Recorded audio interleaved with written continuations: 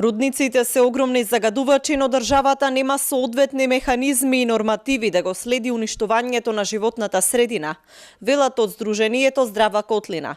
Тие коментираат дека загадувањето не се следи соодветно, а рударските компании манипулираат со податоците.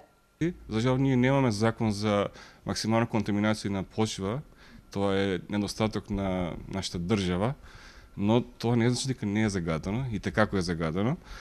Понатаму ги загадуваат подземните води, животот на луѓето кои ще таму им го прави неподлезив. Ние бевме таму на лице место, на терен, бевме во Тополница, видовме од прва рака како живеат луѓето и тоа не е некој живот што би требало да биде за својствен за земја која сака да ја се придружи на Европската унија. Тоа е катастрофа таму.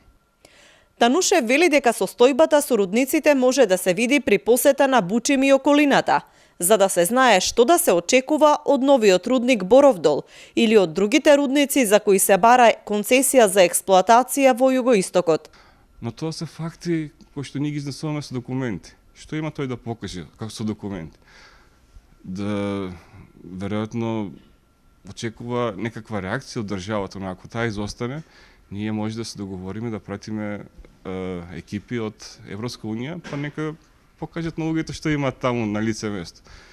И очигледно има некој механизам како успева да ги помине сите овие правни законски процедури без да е со цел да кажува дека нема никакво влијание. Факт е дека има влијание.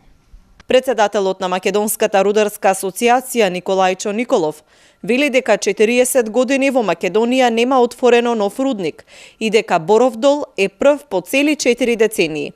Тој смета дека во последно време има нереална хајка против рудниците и дека е возможно тие да се вклопат во средината и да не се предизвика загадување со нивното работење.